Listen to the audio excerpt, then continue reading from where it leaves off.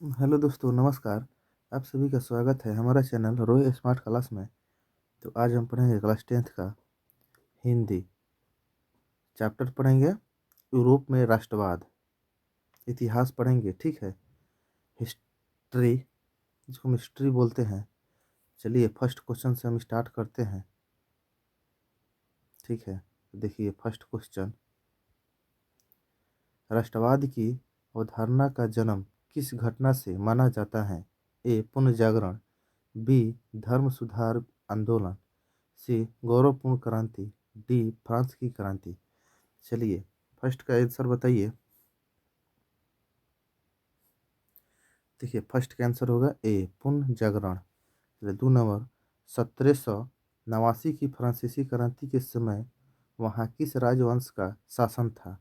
ए ड्यू Tudor, B Stuart Stuart, B बुब्बू, D Romanov. चलिए आंसर बताइए 2 नंबर का। देखिए 2 नंबर का आंसर होगा बुब्बो। चलिए 3 नंबर, नेपोलियन संहिता किस वर्ष लागू की गई है?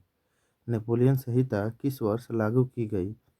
ए 1789 में, बी 1751 में, सी 1801 में, या डी 1804 में।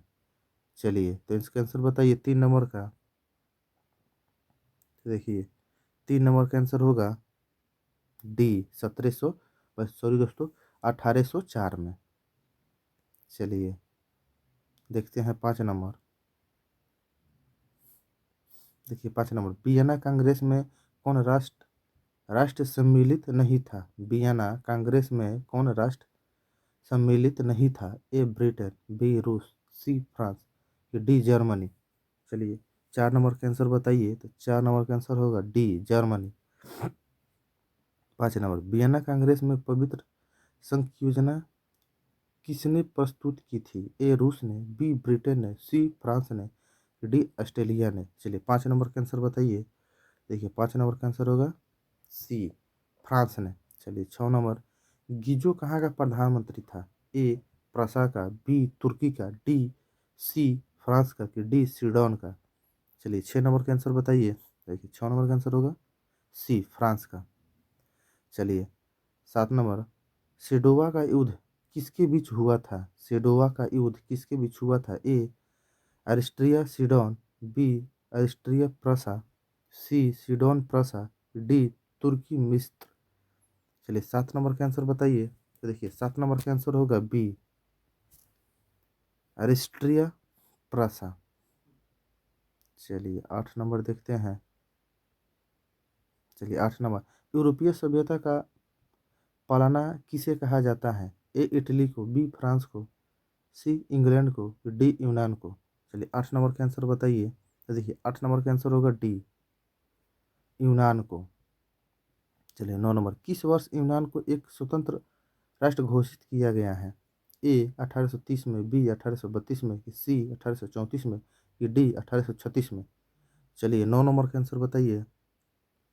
9 नंबर का, तो देखिए 9 नंबर का आंसर होगा बी 1832 में। चलिए 10 नंबर, हंगरी हंगरी की राजधानी कहाँ है?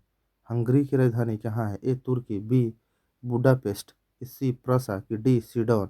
चलिए 10 नंबर का आंसर बताइए। देखिए 10 नंबर का आंसर होगा बी बुडापेस्ट। चलिए 11 नंबर, नेपोलियन संहिता किस वर्ष लागू की गई? नेपोलियन संहिता किस वर्ष लागू की गई? ए 1789 में, बी 1791 में, कि सी 1801 में, कि डी 1804 में। चलिए इसके 11 नंबर का आंसर बताइए। 11 नंबर का आंसर बताइए। तो देखिए 11 नंबर का आंसर होगा डी 1804 में। चलिए 11 नंबर हो गया। 12 नंबर देखते हैं। चलिए 12 नंबर, कार्बोनरी की स्थापना किस वर्ष हुई थी? कार्बोनारी की स्थापना किस वर्ष हुई थी?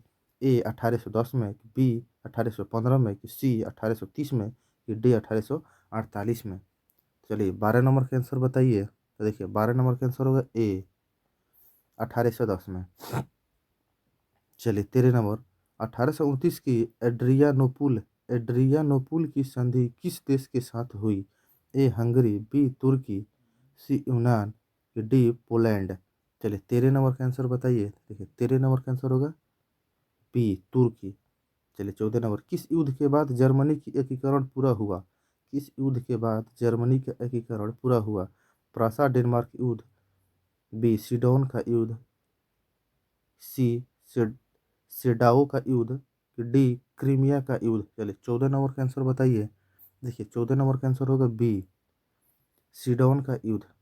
चलिए 15 नंबर, सीडोन सीडान सीडान का युद्ध कब हुआ था? सीडान का युद्ध कब हुआ था? सीडान का युद्ध कब हुआ था?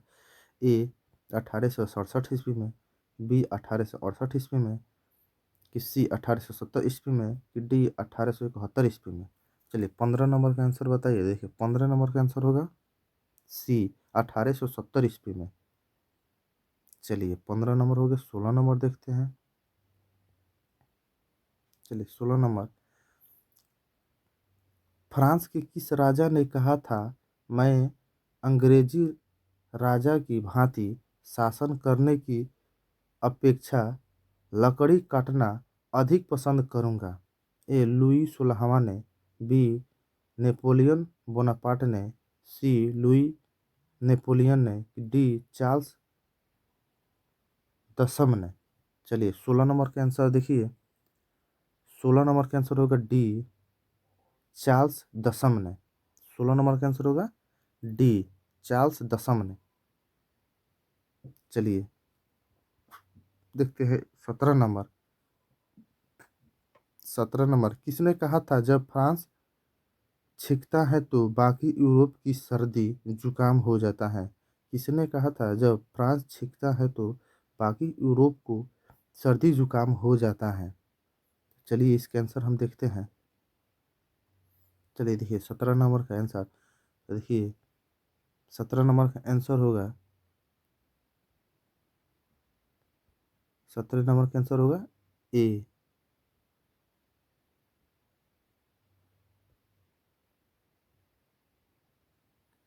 17 नंबर का आंसर होगा,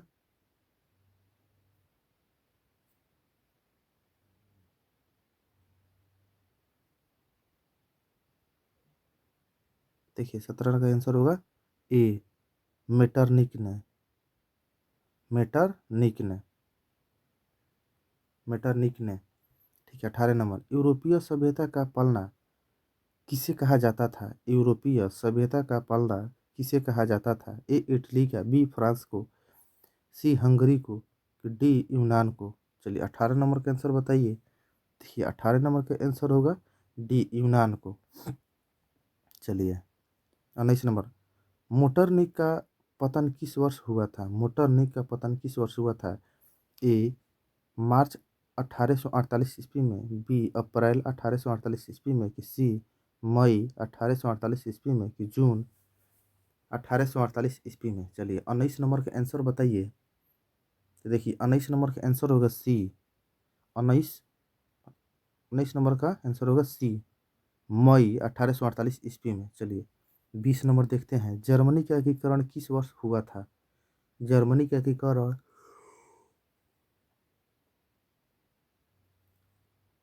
जर्मनी का एकीकरण किस वर्ष हुआ था? ए 1866 में, बी 1864 में, कि सी 1870 में, कि डी 1871 में। चलिए 20 नंबर का आंसर बताइए। तो देखिए 20 नंबर का आंसर होगा डी 1871 में। चलिए 21 नंबर, वियना सम्मेलन कांग्रेस का अध्यक्ष कौन था?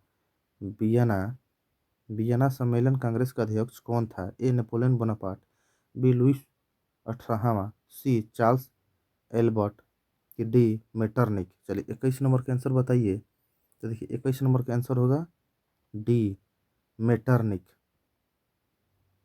चलिए 22 नंबर देखते हैं। 22 नंबर, सन 1870 में फ्रांस और प्रसा के बीच युद्ध कहाँ हुआ था? ए सेडोन, बी सेडोवा, सी साइडाइन, कि डी फ्रैंकफर्ट फ्रैंकफर्ट। चलिए 22 नंबर का आंसर बताइए। चलिए 22 नंबर का आंसर होगा ए सेडोन में। चलिए 23 नंबर, यंग यूरोप की स्थापना किसने की थी? यंग यूरोप की स्थापना किसने की थी? ए काबूर ने, बी बिस्मार्क ने, सी मेजनी ने, डी गैरिबाल्डी ने। चलिए 23 नंबर का आंसर बताइए। तो देखिए 23 नंबर का आंसर होगा सी मेजनी ने। चलिए यूरोप का मरीज किसे कहा जाता है? यूरोप का मरीज किसे कहा जाता है? ए प्रसा को, बी अरिस्टिया को, सी तुर्की को, डी ब्रिटेन को। चलिए दोस्तों बताइए। तो देखिए 24 नंबर का आंसर, 24 का आंसर होगा सी तुर्की को। 24 का आंसर होगा सी। चलिए 25 देखते हैं। गरिबाल्डी पेशा से क्या था? गरिबाल्डी पेशा से क्या था? गरिबाल्डी पेशा से क्या था? ए नाविक था, बी किसान था, सी सैनिक था, कि डी दार्शनिक था। चलिए 25 का आंसर बताइए। 25 का आंसर होगा ए नाविक था। चलिए 25 हो गया। 26 देखते हैं। 26, रूस रूसो किस देश का दार्शनिक रह रहने वाला था? रूसो किस देश का दार्शनिक रहने वाला था? ए रूस, B France, C Germany, D Italy. चलिए 26 नंबर का आंसर बताइए। 26 का आंसर होगा बी। 26 का आंसर होगा बी रूस का। चलिए 28 नंबर, जर्मनी के एकीकरण का प्रमुख वास्तुकार कौन था? जर्मनी के एकीकरण का प्रमुख वास्तुकार कौन था? ए मेजनी, बी गैरिबाल्डी, सी लेनिन, डी बिस्मार्क। तो चलिए 28 नंबर का आंसर बताइए। चलिए देखिए 28 नंबर का आंसर होगा डी बिस्मार्क। चलिए 29 नंबर देखते हैं। 29 नंबर, इटली के एकीकरण में निम्न में से किसका संबंध नहीं है? इटली के एकीकरण में निम्न में से किसका संबंध नहीं है? ए बिस्मार्क, बी मेजनी, सी काबूर, डी गैरिबाल्डी। चलिए 29 नंबर का आंसर बताइए। तो देखिए 29 का आंसर होगा ए बिस्मार्क। चलिए 30 नंबर, 1830 की क्रांति के बाद फ्रांस में किस प्रकार का शासन स्थापित हुआ? ए संघीय शासन व्यवस्था, बी संवैधानिक राजतंत्र, सी गणतंत्र गणराज्य, डी अधि अधिनाय अधिनायकवाद। चलिए 30 नंबर का आंसर बताइए। तो देखिए 30 नंबर का आंसर होगा बी संवैधानिक राजतंत्र। चलिए 31 नंबर, फ्रैंकफर्ट की संधि पर हस्ताक्षर कब हुई थी? फ्रैंकफर्ट की संधि पर हस्ताक्षर कब हुई थी? ए 1863 में, बी 1864 में, सी 1871 में, डी 1872 में। चलिए 31 नंबर का आंसर बताइए। देखिए 31 का आंसर होगा सी 1871 में। चलिए 32 नंबर देखते हैं। 32 नंबर, जलवेरिन जलवेरिन संबंधित था? ए क्रांतिकारियों से, बी व्यापारियों से, सी विद्वानों से, डी पादरियों से। चलिए 32 नंबर का आंसर बताइए। तो देखिए 32 का आंसर होगा बी, सॉरी दोस्तों, 32 का आंसर होगा बी व्यापारियों से। चलिए 33 नंबर, वियना सम्मेलन हुआ था? वियना सम्मेलन कब हुआ था? ए 1815 ईस्वी में, डी 1818 ईस्वी में, सी 1820 ईस्वी में, डी 1848 ईस्वी में। चलिए 33 का आंसर बताइए। देखिए 33 का आंसर होगा डी 1848 ईस्वी में। चलिए 34 नंबर, काउंट काबूर को विक्टर इमैनुएल इमैनुएल ने किस पद पर नियुक्त किया था? किस पद पर नियुक्त किया था? ए सेनापति, बी गृह मंत्री, सी सचिव, डी प्रधानमंत्री। चलिए 34 नंबर का आंसर बताइए। 34 का आंसर होगा डी प्रधानमंत्री। चलिए 35 नंबर देखते हैं। चलिए 35 नंबर, निम्न में से किस सम्मेलन में जर्मनी की क्षति क्षतिपूर्ति राशि को कम कर दिया गया है? ए क्योटो सम्मेलन, बी वियना सम्मेलन, सी रियो डी जेनेरियो सम्मेलन, कि डी लौसने सम्मेलन। चलिए 35 नंबर का आंसर बताइए। 35 का आंसर होगा बी वियना सम्मेलन। चलिए 36, रक्त एवं लौह की नीति का अवल अवलंबन किसने दिया था? किसने किया था?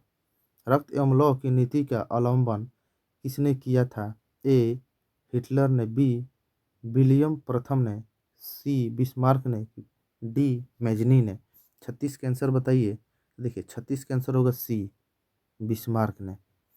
चलिए 37 नंबर, निम्न में से किसके योगदान से इटली का एकीकरण पूर्ण हुआ? निम्न में से किसके योगदान से इटली का एकीकरण पूर्ण हुआ? A Mazzini, B Garibaldi, C Count Cavour, D इनमें से कोई नहीं। चलिए 37 नंबर का आंसर बताइए। तो देखिए 37 का आंसर होगा डी, इनमें से कोई नहीं। चलिए 37 हो गया। 38 देखते हैं। 38, हीगेल किस देश का दार्शनिक था? हीगेल किस देश का दार्शनिक था? A France, B Italy, C Germany, D Australia. चलिए 38 नंबर का आंसर, 38 का आंसर होगा सी जर्मनी। चलिए 39, जर्मन राइन राज्य का निर्माण किसने किया था? जर्मन राइन राज्य का निर्माण किसने किया था? ए लुई एक्स भी आई के, बी नेपोलियन बोनापार्ट, सी नेपोलियन थ्री, डी बिस्मार्क। चलिए दोस्तों बताइए 39 नंबर का आंसर। तो देखिए 39 का आंसर होगा बी नेपोलियन बोनापार्ट।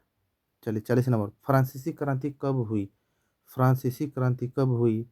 ए 1789, बी 1804, सी 1871, डी 1817। चलिए 40 का आंसर, देखिए 40 का आंसर होगा ए 1789।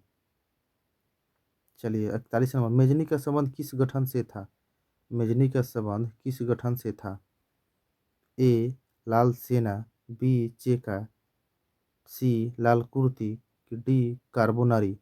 41 का आंसर, चलिए 41 का आंसर होगा डी कार्बोनरी। चलिए 42 देखते हैं।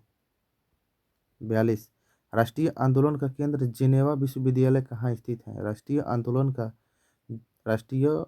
का केंद्र जिनेवा विश्वविद्यालय कहाँ स्थित है? ए इटली, बी जर्मनी, सी रूस, डी ग्रेट ब्रिटेन।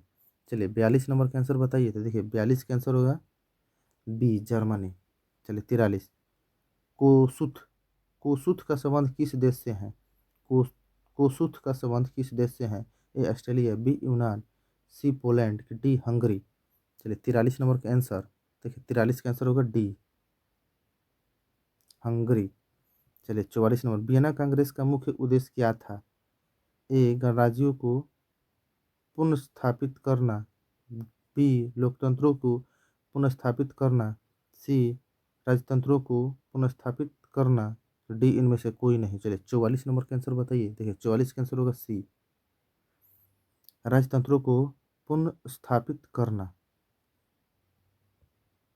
चलिए देखते हैं अब 45, सिकंदर कहाँ का निवासी था? सिकंदर कहाँ का निवासी था? ए रोम, बी चीन, सी यूनान, डी मिस्र। चलिए 45 का आंसर बताइए। तो देखिए 45 का आंसर होगा सी यूनान का था। तो चलिए दोस्तों आज के लिए इतना ही। वीडियो अच्छा लगे तो लाइक करें और चैनल को सब्सक्राइब करें। ठीक है। चलिए दोस्तों, जय हिंद।